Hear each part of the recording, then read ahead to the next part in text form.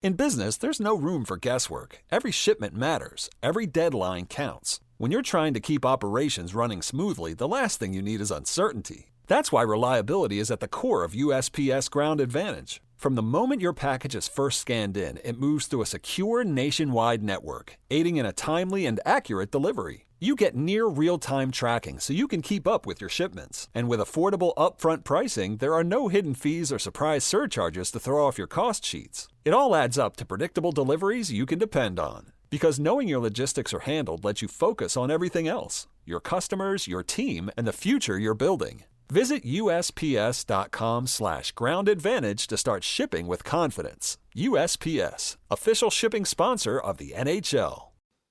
Follow the money. That's what I always say. You always follow the money. Yeah. This is Follow the Money with Mitch Moss and Pauly Howard on VSiN.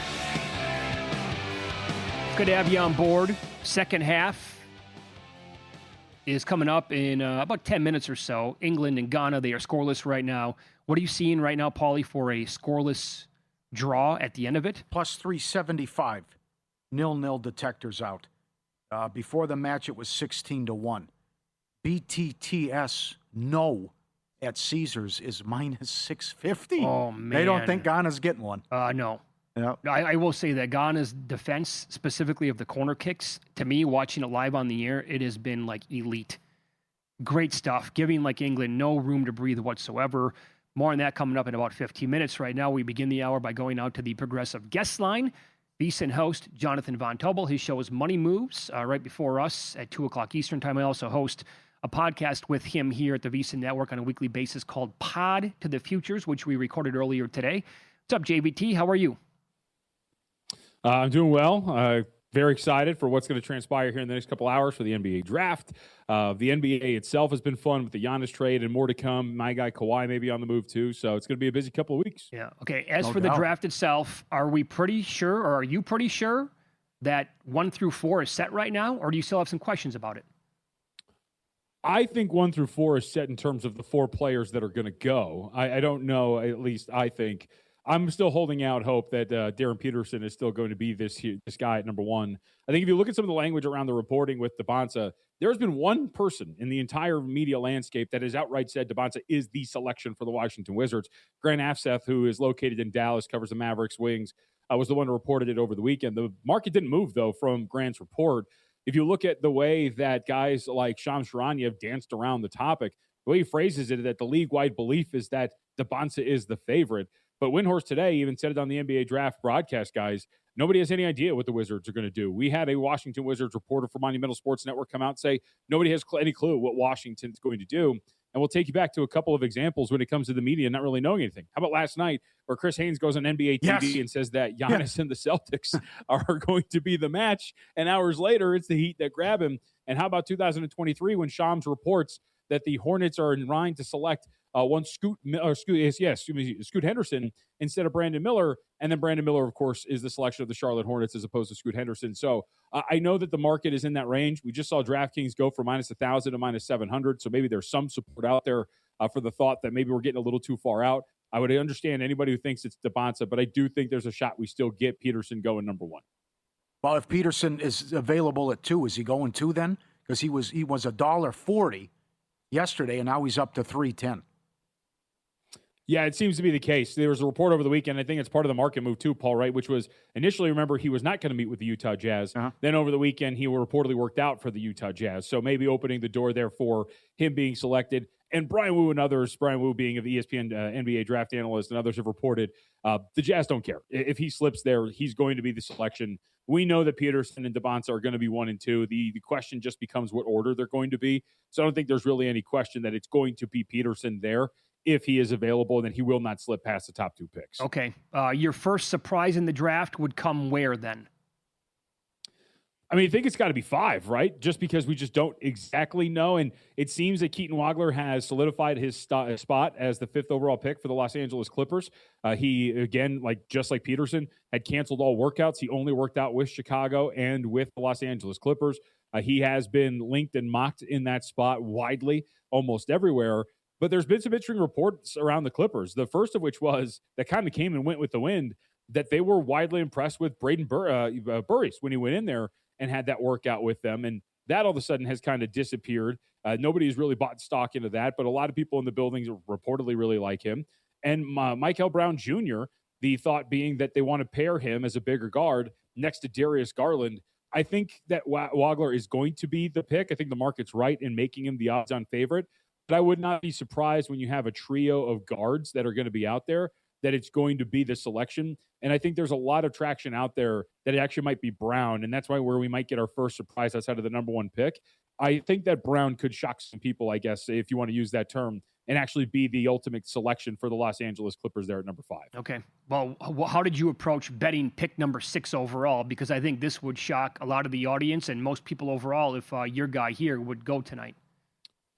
Yeah, so I have it's a little bit of a good number because I've got 10-1. He's down to like 850, but I took a Demara to go with this 6th overall pick for the Brooklyn Nets. You know, much like Washington, if you read some of the reports, there is some thought that nobody really knows what Brooklyn is doing. Michael Brown Jr., the odds-on favorite here to go with the 6th overall selection. He's been the name that's been heavily mocked in this spot here for Brooklyn. But Brooklyn is reportedly mum on what they've been able to do, or at least some of the information that's out there. They worked out Mara allegedly, and they really do like him. And I think that we might get, you remember like the post-Jokic finals victory where there was kind of like this thought of like, let's go grab some centers because we got to match Jokic because this dominance going forward is going to be crazy.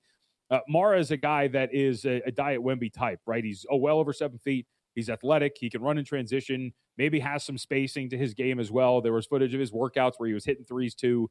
And I think he might be a player that is going to be coveted and maybe goes a little bit higher than we expect, given Wemby's dominance in the league right now too. So took a long shot flyer on Mara to go there at 10-1 with the 6th overall pick. But I'll say this too, to add to it, Mitch, I don't think it's going to be Darius Acuff. I think Acuff, rightfully so, is slotted to go number 7. I think that has been the match made in heaven. The Sacramento Kings want him. And by all accounts, Clippers are between Brown and Wagler, and it sounds like Brown and or Adem Mara, potentially one of these other guards, Wagler is there too, are going to be the selection and not Darius Acuff for the Nets. Yeah, so that's the guy I was talking about before the break. You're adamant that Acuff is going to go over his draft position prop, which is 6.5. But you were saying this when that was available for plenty of days at plus money. And now, I mean, I'm looking at DK. He's minus 175 to go 7th overall. Yeah, I mean, it just makes more sense. Just given where you're at, I know Acuff's got the scoring upside, but when you have some of these big-bodied guards like Brown, like Wagler, who are going to fit in there, you know, comps for guys like Wagler are more like a Tyrese Halliburton type, and then the makeup of the teams that are there too. Obviously, Darius Garland's already there too, so it doesn't match for what the Clippers already have.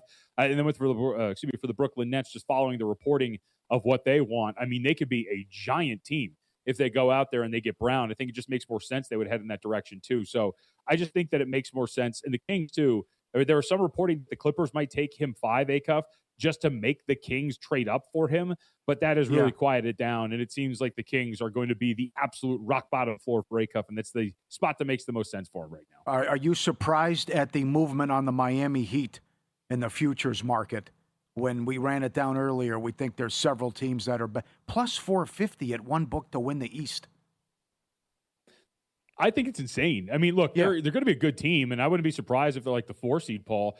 You know, I think they have good regular season team written all over them. They should be an elite defensive group. If you look at their projected starting lineup, assuming they're going to go and get Norman Powell and re-sign him, you're talking about Davion Mitchell, Norm Powell, Andrew Wiggins, Giannis Antetokounmpo, Bam Adebayo. That's a pretty formidable starting 5 when you're talking about their ability to defend and be very good in a regular season setting. But in a best-of-7 series, I'm sorry, I'll lose if I'm playing off Bam Adebayo and asking him to hit threes for you if you're the Miami Heat. That's going to be a spacing night for them, a nightmare for them when they get into the postseason. Mm-hmm. And then look around about some of the moves that might be out there. Like, Paul, if I told you right now that the Pistons were going to go and land one of Kawhi Leonard or Tyler Hero, which is some of the names they've been sniffing around, I think they would be better than them. If I told you that Tyrese Halliburton was going to be healthy by the time the end of the year came around with their addition of Ivica Zubac at center and what they already have, no doubt. I think that is a team that power rates better than them. So I'm not surprised because they're the flavor of the month and it's a big name and you're going to short the odds because you're going to get a lot of people in there. But if you're talking about true power ratings with the way that this thing could break down, I would have them about 5th in the Eastern Conference. And then we don't even mention, you know, teams like Philly or Cleveland in that conversation either. So I think it is very a reactionary, I should say, to put them as high as they are in the Eastern Conference, given the addition of Giannis Antetokounmpo. Yeah. How about if Powell leaves Miami and goes to the Pistons? Maybe a great acquisition. Yes. You kidding me? Yeah. It's not even a guarantee that he returns. You're right. Yes. I do like this, though. They did get Portis in the deal, and they didn't have to get the poison pill with the Kuzma contract. I think that was big. No, I think you're right. And look, like they're going to be good, but like look at their ball handling, right? With Yakuchonis not there anymore either. Backup point guard and just point guard in general is kind of a nightmare. You don't really know exactly who's going to be that north-south presence to facilitate the offense as they move it around too. I think, look, Spoelstra's really good, and they're going to be able to add some pieces to make this better. This is not a nightmare by any stretch. I don't want to make it out to be that way. But we see all the time in the NBA, when you have roster limitations, I mean, look at the Pistons, for example. You know, that limitation of having just Cade Cunningham as your primary shot creator, scorer, and a lack of spacing, that did them in. And I think that is ultimately going to be the downfall of this current version of the Miami Heat. So I like them. I would bet them to make the playoffs. They should be a top 4 or 5 seed, but I do think that they're ultimately flawed when you get to playing in these playoff series against some of these teams that we're talking about. Yeah. Hey, JVT, what about another bet to make on a team that could land, or maybe like in a prediction market where this player could end up? You mentioned Kawhi earlier. Like, what do we make of Kawhi? What do we make of Jaylen Brown? Yeah, Brown's an interesting one because I don't exactly know where he would ultimately end up. I mean, he should be coveted because there's the contract that's a little bit more friendly than what Trae Young just signed. I know, Paul, you mentioned that in the break. That's the most untradeable contract now ever. And then Kawhi floating out there. To bring this back to them, I keep thinking, and I've talked about this with Zach Cohen before, he's big on this. I still think that if you're a team like the Pistons, you're offering up like a Ron Holland type and maybe some sort of package to go and get Kawhi Leonard. The Clippers are very clearly, and tying it back to the draft too, of them making that selection, they're very clearly steering toward the youth movement. They traded Zubac, they traded James Harden. They're going with what they have in terms of these young pieces, Darius Garland and others. And I think Kawhi is going to be on the move. Sean's reported just a couple of minutes ago that they're meeting with him this week to figure out what the direction is. I wouldn't be surprised if Kawhi's gone. And right now, you can get double digits on the Pistons. That, to me, is the bet to make in the Eastern Conference right now, getting ahead of some of this action. All right, good stuff, pal. Enjoy the draft tonight. Make sure you follow him on X as well, @MeJVT. And the latest edition of Pod of the Future is going to be out a little bit later on today that we recorded earlier this morning. See you guys. Thank you. Be good, bud. There you go. On the Progressive guest line up next, second half underway, England, Ghana. And you'll hear some surprisingly honest audio from one of the very best players on the earth talk about their next match next here on VSiN.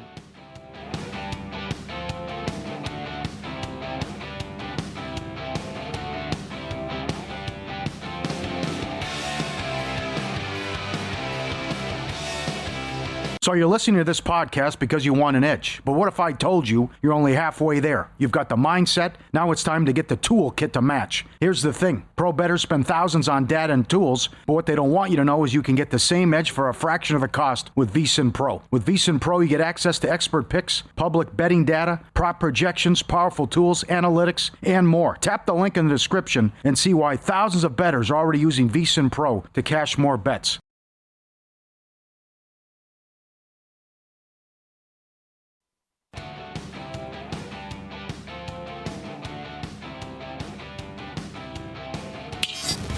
This is Follow the Money on VSiN. 51st minute, England, Ghana, scoreless right now. England, they were a huge favorite before the match started, obviously. Right now in the three-way, they're minus $1.90. Ghana's 13-1. The draw's at 2-1. The total's 1.5 under now, minus 156 in the game. Over plus 130 at 1.5. Would you have taken the cash out? The guys who had Harry Kane for $800,000? $130,000 cash out offer before the Yeah, and by the way, so last night it was 100,000. They kept going up. And then this morning it kept going up. I think it went up after Ronaldo scored 2 more, and they're like, "Oh, this is no good." I know. So it just keeps happening. I know. I there's no way I would have gotten any sleep last night. I would have thought about it the entire time. Yeah. I would have strongly considered the cash out, and then I would have rolled over probably. Well, how much can you get down on this if you spread it out? Can you get down 10 dimes? No problem. I would say yes. A World Cup guy to score? Yeah. Can you get down 25? So you cash out at more than 100,000, and I'd say you'd roll over at least 10,000 on probably him to score the deuce today. Then that would have been the strongest option, I think. Because I don't know if I would have wanted to put myself through this or not. Yep. But there's also the way it's been going. I know. And he had the PK to start, and he scored twice in their first match as well. But I'll tell you, Ghana, they're not to be trifled with. No, they're a very good defense. 0-0 plus 290 now. Wow. It ends 0-0. There's also that thought in your brain that if I do cash out and it got to 130,000, okay, that's a great sum of money to score off a $500 bet. In fact, what an ROI. And would you have been happy winning 100? You'd hate yourself if it cashed out. You would hate yourself. Yeah. That would be, I don't know how you would ever get over that. Yep. If it came in. That's fair. So that's the back and forth that you got to talk about. These are crazy. Crazy. How many people have these and how many have already hit a first? Here's a corner kick from Ghana. No chance, really, to score there. Is that 8-9 years of doing this? Was that one of the? Was that the first time? I mean, or not, I would say the first time, but was that the most? The ticket you can recall where everyone seemed to have it? A lot of people had it. I mean, we called it the FOMO ticket every day throughout the entire show yesterday, and then I referenced your ticket with the odds boost on the show as well. But that just keep coming in because it already happened. That's the thing. It happened 6 days ago, and then it happened again. It's like Evan Abrams' tweet. The 130-1 cashes. Why not do it again? And it comes in at 90-1. Right. So if you go back a week, the first time it happened, honestly, it was dumb not to give it a shot. Right. And it's also set up that way where they're playing right after one another too. Right. And I firmly believe that there's something to this. That I think you're right. That once they see it pop, that's right. Okay. We've interviewed John Smoltz and Maddox before.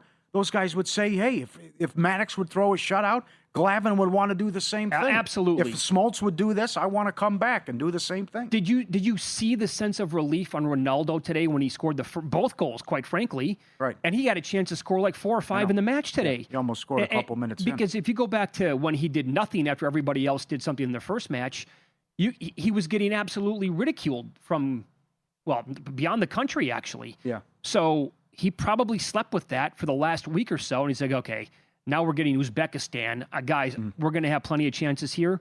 I'm ringing a couple up here today. And it had to feel pretty good for him. Yeah. Because now, I mean, that conversation that lasted for a long time, who's the better player, Ronaldo or Messi, kind of getting lapped by Messi. Mm-hmm. So it was important for him to have those moments today, I thought, in the match overall. But it's the ultimate, it's the perfect storm, quite frankly. Right. This Howland's a character, too. Unique individual. Video games. Up to. I have watched a lot of video on him. Yeah. Just playing the game, the sport of soccer, in the last couple of days. He is an absolute freak of nature. Yeah. He is and tough. Did you see this? This tweet from Football Talk HQ. Holland said that Tom Holland DM'd him and invited him for dinner during F1 in Monaco. And Erling didn't bother to answer. He had no idea who he was and didn't want to answer a random unknown person. Tom Holland, of course, Spider-Man fame. Uh-huh. He's like, nah, dude, I don't know who he is. Don't know you. That's don't great. Care. I didn't bother to answer. That's awesome. No. Did you see the DoorDash thing with T-Pain? Of course. What are they doing? Who had control of it? Over and over They kept again. tagging T-Pain when they meant Tim Payne. Yeah. From New Zealand. He goes, guys, what are you? No, I'm not playing. I'm just hanging out here at my house. Why do you keep tagging? They tagged him like 15 times. He had to respond several times. It's like, I literally don't play soccer. Yeah, what right. are we doing here? Leave me alone. Tagging the wrong guy. How about this from Holland? Now, again, they play Mbappe in France coming up on Friday. Both teams have already advanced from the group. They each have 6 points. The winner here will obviously take it down if we... Holland was asked about their chances when they play France later this week. Up next is France and the likes of Kylian Mbappe. How big a challenge is that going to be for Norway? You guys in flying form, can't wait for it. Honestly, I don't care too much now. We're through. We managed to get through, which is incredible. So I couldn't care too much about that game now. They're probably going to win against us. They're probably going to win the whole tournament. Well, that's quite the statement. But congratulations, through to the knockout stage. And you can't stop smiling, so well done. He walks off. Okay. What? I don't care. They're going to beat us. I mean, that is bizarre. Kind of want to bet France now. Yeah, right. To win the match. Yeah. I honestly, when I first saw that, I was like, there's no way those words came out of his mouth. And then I spent like 5 minutes after watching the video. I'm like, is this somebody's really good here at AI? Evidently, it was real. Said it. Don't care. They're probably going to beat us. Probably going to win the whole thing. That is just happy to be here. Wow. If it happens Friday, hide the women and children. Because he is 9-1 for 2 goals, and Mbappe is 6-1. Well, So that ticket would pay a lot more if it happens again Friday, and with Messi way involved. more now. Yeah, Messi involved later at night, Friday night. Way more. What do you think? Do you want to do it for the third time? 2 against France. That seems. It's all. I also don't blame the books if they overreact to this and correct it, and say we're not giving you that anymore. No, sorry. It's kind of like what they did where Mbappe was plus 350 for a hat trick, and -2. Holland was -225 anytime against in their first Iraq or Iran, whoever they played. Yeah. I mean, I wouldn't be so surprised if no, we're not giving it. Well, if it keeps happening, no, we're cutting it off. Even like no, I did bet Kane today to score 2. I have a bet on him at like plus 240. But I never thought the numbers on Ronaldo. Did you see what his numbers were today? I saw lower than plus 250 at some books to score 2. Sure. And he was $1.60 to score 1. I know. All the talk about they shouldn't even play him. And then they reacted to the Harry Kane stuff too. Yeah. But we have to lower this. Number one, everyone's betting it, and the stuff keeps coming in and hitting. Well, I also have a small bet on Holland to win the golden boot at 15-1. We'll talk to Meat Man about that coming up in about 7 minutes. I think I might want to add another guy. I don't know if I should add Messi or Mbappe right now, because I think France is going to win the whole thing. Yeah. They're really, Could be Captain France, Obvious Argentina. here. Yeah. Probably, maybe one of those two teams. Spain, maybe they'll get over that opening round draw that they had. That was too bad with the weather delay, because I really think that would have been a slop fest and probably a 1-0 final if they had to continue to play in that quagmire. Yeah. Do you think weather will be a deciding factor in this? Oh, man, I hope not. A lot of people are saying, watch out, it could be. Oh, sure. I mean, you never know. You're going to deal with 100 degrees, or you might deal with rain and conditions and slop or weather delays. I mean, did you see the rain coming down yesterday for that match? Yeah. I don't blame them for putting on the delay. Now, how about this side note? You got like 4 people on the desk. It's the best World Cup that we could ever imagine. Hey, we're going to throw to a replay of USA and Australia. Oh, yeah. They needed diapers. Are you serious? Oh, yeah. They tapped out. How about it? Reminding me of the Super Bowl again. James Brown, Bill Cowher, Shannon Sharp, ex-players and coaches. They couldn't fill 40 minutes. You got 10 people there. Yeah. No, we have no idea what to say.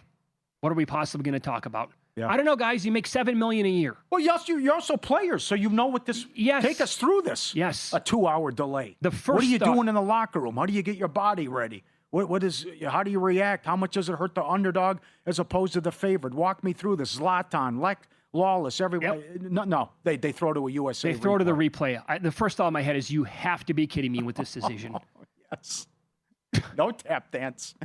Astonishing. 15 minutes of tap dance, and that was it. Now, I know. Let's get out. By the way, so I don't watch. I haven't listened to Lawless enough over the years, just to be honest. I have no opinion on the guy if he's really this bad. Here's Andrew Marchand, New York Times. He's one of the most insufferable analysts in TV sports history. That's his opinion. And what he does is cover media. Yes, like the Rudy Martzke back in the day, USA Today. Yeah. Yes. But apparently, nobody likes this guy. That's how everyone feels about Lawless. That's pretty strong. All right, we'll talk a lot of best bets in the World Cup. Tonight's matches, tomorrow, maybe an opinion on the Golden Boot, the Meat Man, Steve Wyss, next here on VSiN.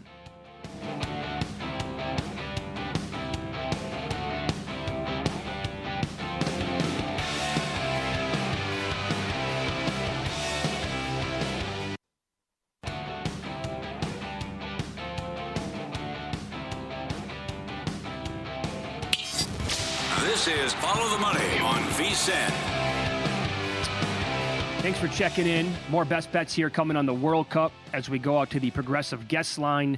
The Meat Man, Steve Wyss, joins the program now. He is with Because We Win podcast and the Betting Weekly Studios. Follow him on X at Meatman Soccer. Hey, pal, thanks for the time. As always, we appreciate that. Let's begin with this match on Tuesday night. And you tipped off Colombia with us a couple of years ago at a gigantic number to win the World Cup. And they look great in their first match. They're getting DR Congo. What do you like here? Hey guys, Colombia. I think they get the job done this evening. I really do. They've got. I think they get DR Congo in a great spot here. Yeah. Because if DR Congo now beat Uzbekistan in their last remaining group game, which is just a few days' time, then DR Congo, 99.9% sure of being in the last 32. So I think it could be a look-ahead game for Congo, and Colombia can take advantage. They're the better team anyway. They've got a lot more quality than DR Congo, especially offensively. In Luis Diaz, they've got probably one of the top 10 players in the world from a technical level. He's always worth looking at player props to score or assist, that sort of thing. But the bet I like, Colombia -1 Asian handicap. You can get this about -120, even a little bit better in some spots. So as long as they win the game, you are not going to lose anything. But I see them covering this spread, winning by 2 or 3 goals. Congo defended well against Portugal, but it's going to be hard for them to do that again so quickly, especially in the look-ahead spot. So Colombia, for me, get the business done. Sounds good. Tomorrow, at the same time, both matches at noon Pacific, 3 Eastern. How about Switzerland and Canada to start, total of 2.5? Well, I think it's the sort of game both teams need to try and win top the group, because in theory you should get an easier route forward, especially Canada. They get to stay in Canada if they win the group. So I think it's well worth their while, winning and topping the standings. Switzerland, I'm not sure quite how as motivated they'll be. But in my experience, these sort of matches do get quite offensive quite quickly. So the evens on offer for over 2.5 goals, I think, is kind of tempting. I think actually this will end up being minus money over 2.5 goals, depending on the lineups. But it's just one of those where I think it would be. I think they do want to win the group. So it's neither, or at some stage in this game, one of the teams is always going to be not happy with the outcome. And it usually means an offensive game. The only danger is if Switzerland are content with finishing second. But I don't think they will be. Okay. Also at the same time, you see fireworks, Bosnia and Qatar, BTTS -120. Big time. Yeah. I think this is an offensive game. I think we're going to get a lot of potential goals in this one. I think the best bet for it is both teams score yes, around about -120. I thought about over 2.5 goals here. I thought about over 3 Asian goals here. But both teams have to win it. It's what I call an ABBA game in soccer. The winner takes it all. And the loser's going to fall because the loser will be knocked out. And a tie will eliminate both as well, in all likelihood. So they've both got to go for it. Both teams are pretty bad, in my opinion. So that's a slight concern if you're going to be betting on the money line. I mean, Bosnia should be winning it, but I don't think you'd feel too comfortable betting on them about -270 in some places. Yes. But they've got to go for it. And, Qatar, they are bad. They may be even the worst team in the tournament, but they've still got a chance to qualify. It's incredible. If Qatar win this game, they could still qualify for the last 32, which would be kind of absurd. Yes. All it's going to take is them to get the win. They're not going to win to 0. I don't think any team's going to win to 0 here because the defenses aren't good enough. So it's both teams score yes, best bet on the game, but you could look at general overs as well. All right, how about Wednesday night then? 9 o'clock Eastern, 6 o'clock out here on the West Coast. South Africa is getting South Korea, and you like the total in this match as well? Yeah, this would probably be the best bet of all of these that I'm giving. It's either this one or Colombia. This has got to be an over because South Africa have got to win it. And I think finally we're going to see this South African team kind of released off the lead, if you know what I mean, off the leash. It's got to be gung-ho aggressive, and they're going to leave so many spaces in behind for South Korea to get in behind.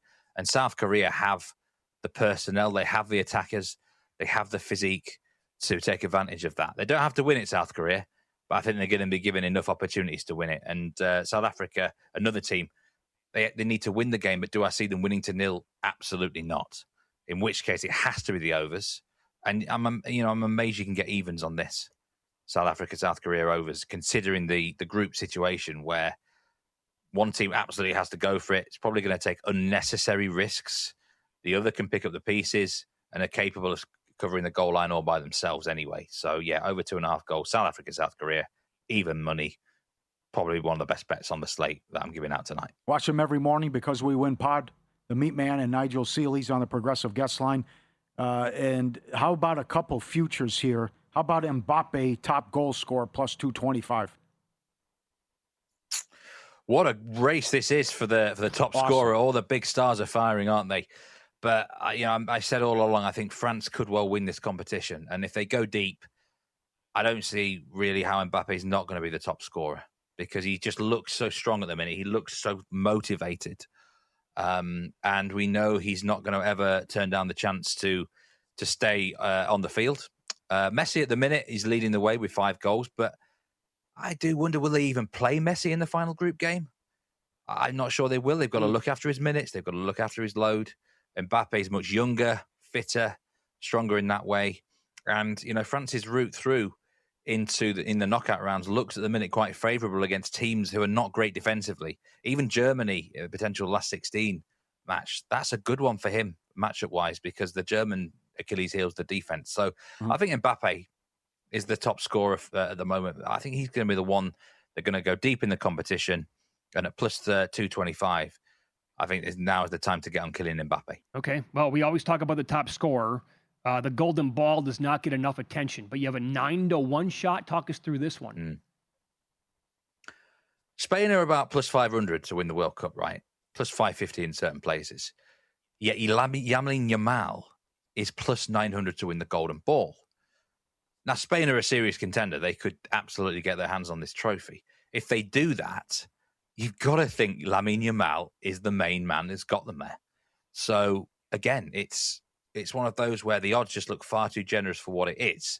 I know some people are a little bit cool on Spain compared to where they were a month ago in the tournament. But, Yamal, remember, has not been fit enough to start the tournament yet. They've been gradually working him back. He scored in the match against Saudi Arabia. And again, if they go deep in the competition and win it, who are they going to give the Golden Ball trophy to? This is the best player in the tournament. I suppose you could give it to Messi if he was, say, the runner-up, or maybe reaching the semi-final. But for me, it would be Yamal if Spain win the trophy. I don't see any other person that would get it. So for me, it should be plus 500, plus 600. Okay. Is there a team, a country right now that you would take a shot on based on the results we've had so far to win the whole thing? Yeah, I'm going to give a big number here. And this is a sprinkle. But Ecuador, I said pre-tournament 100 to 1 is good. They're now 250 to 1. The one thing they've got to do, they're going to have to beat Germany in the last group game to get in the last 32. But that's very doable, because the Germans should be sitting all their starters for the final group game. Okay. It makes a lot of sense for Germany to do that. So I think Ecuador can definitely beat them in that final group game. You might just want to play them in that game, because if they don't win that game, it's all over. But 250 to 1. If Ecuador get in to the last 32, they're not going to be anywhere near those odds. And I said it before, they are going to be a good team in the knockout matches. They're good defensively. They're good at being a dog, and they're finally going to be a dog again now for the rest of the tournament. So this is now the time to take a flyer on Ecuador if you like them at 250 to 1. You might as well take a sprinkle, because if they do beat Germany, there's a chance you could certainly hedge on them if they went a decent run into the knockout tournament. Right. I think it's too big, 250 to 1 for a team that I like pre-tournament. I heard you mention it was a disaster for Bet Rivers. How many people told you or showed you and Nigel those tickets on Haaland, Mbappe, and Messi, all to score 2 goals? Lots. It's been, there's been some big beatings for the sportsbook at this tournament. I think the biggest beating so far was when in the USA-Paraguay match, when the USA racked up a big win for 4-1. But these player props are starting to kill the sportsbook as well, because all the big stars keep scoring. Maybe there's some respite here if Harry Kane doesn't score for England tonight. We're watching it live. There's 15 minutes to go. But it's been terrible for the sportsbooks with the main player props. It has to be. Oh, yeah. How is it not? And the run that the favorites have been on lately, too. You can follow Steve on X at MeatmanSoccer. That was awesome. Thank you. Best of luck again. We'll talk to you later in the week.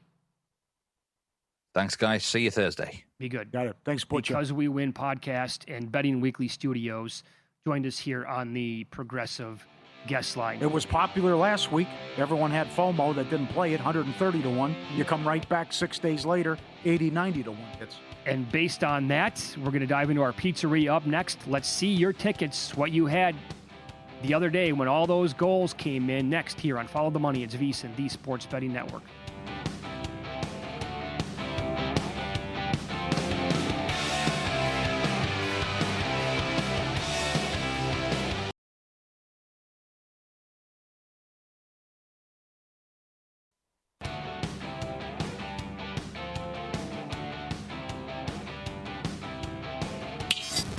This is Follow the Money on VSiN.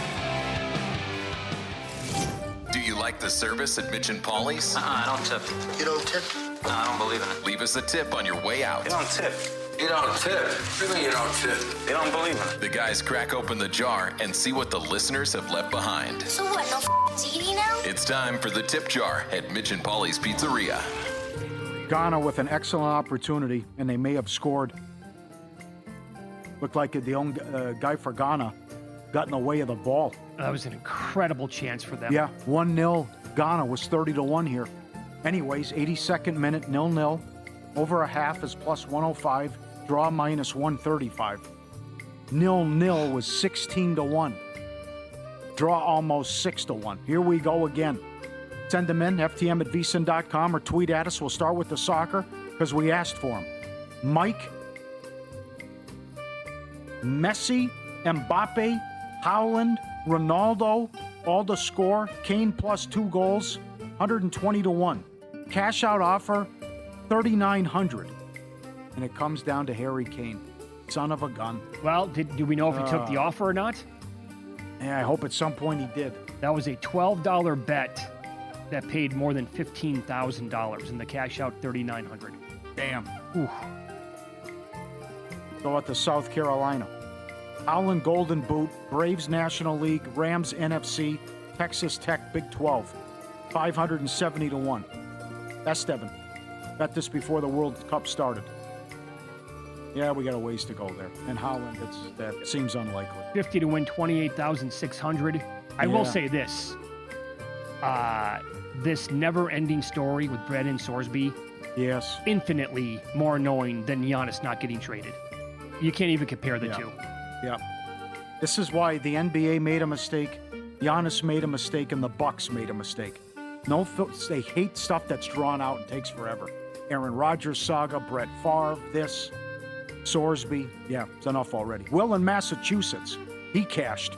Messi, Mbappe, Howland, 2+ goals, 77-1. Said the FanDuel odds weren't that great compared to other books. Well, okay.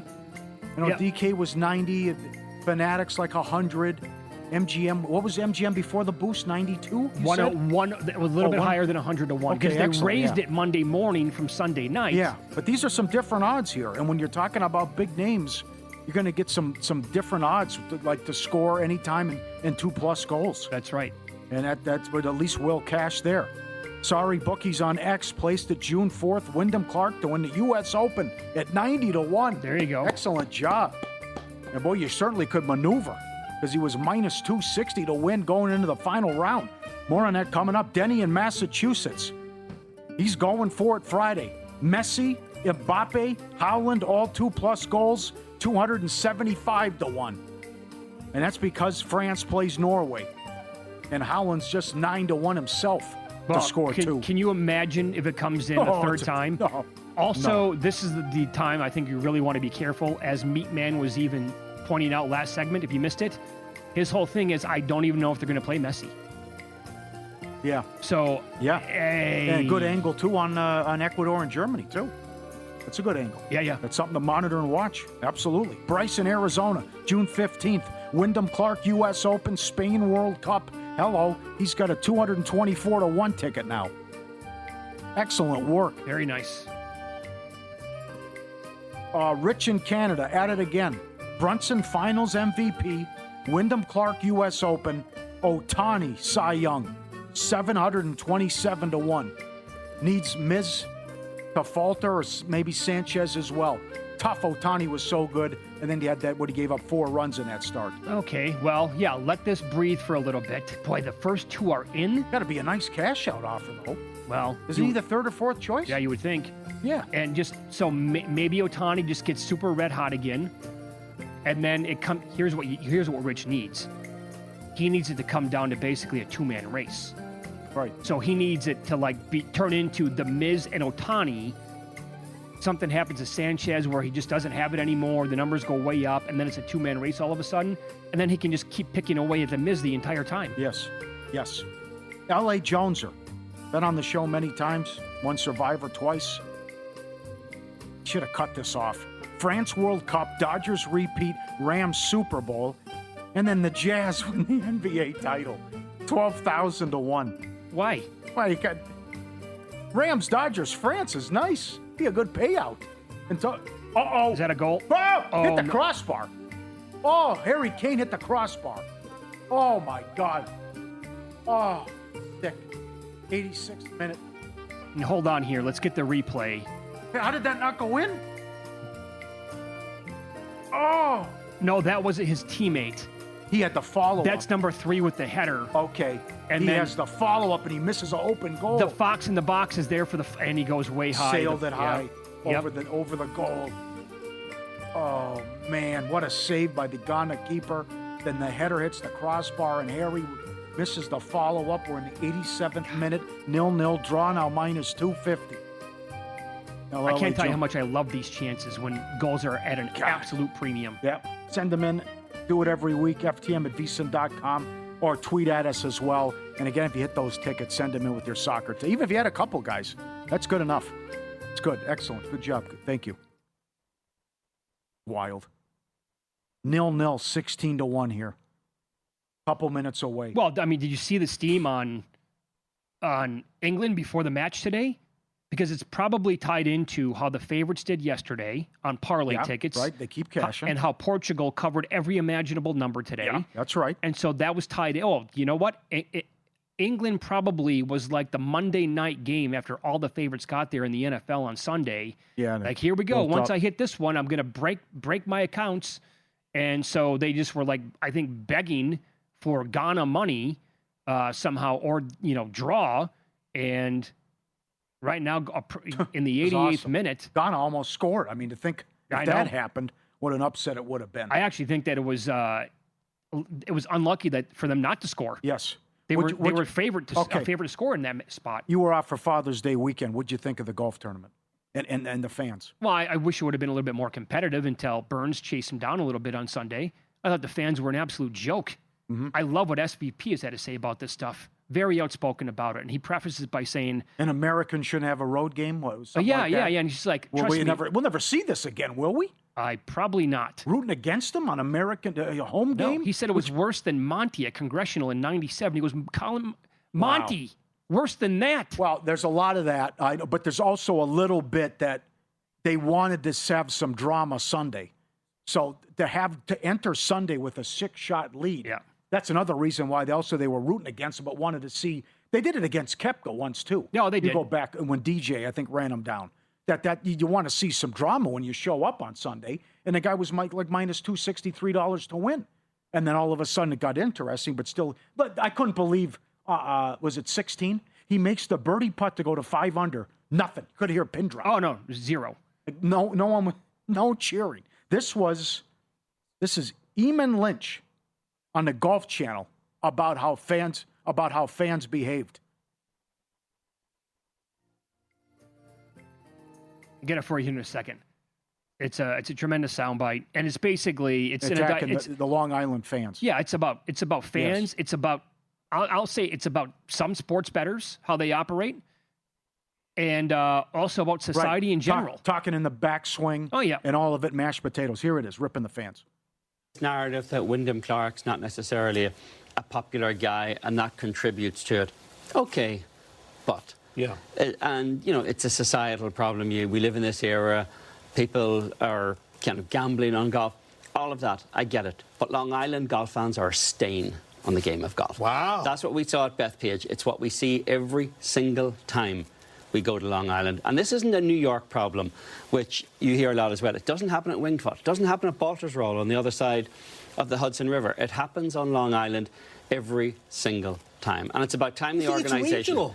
It is regional. Long Island fans are a particularly hardcore bunch. And what we saw at Bethpage last year, I've argued on this show that the PGA of America is supposed to go back to Bethpage in 2033 with the PGA Championship. That should not happen. These people do not deserve a major championship out there, because we've now gotten to this era where it is so repetitive, so predictable as a component of the fan experience out there. And it's the same thing you see everywhere. It's the drunk crypto bros who buy a ticket with daddy's credit card, and they've gone through life without ever been slapped for something they've said. That's kind of the culture that we live in now. Maybe the golf in its entirety needs to take the Augusta National model. No phones, no tolerance, no second chance. The idea that these guys are out there videotaping themselves being trolls and then thinking that this is going to be their viral moment. Wow, is that good? It's phenomenal. Wow. I agree with everything he said. Other than I have no idea what Long Island sports fans are like, other than watching what we saw on TV. There's the video of the one guy yelling at Rory, "Get in the bunker, I hope you live there," and he comes back at him, and yes. Yep. An NBA reporter said you cannot rule this out after Debanza goes number 1 tonight in the draft.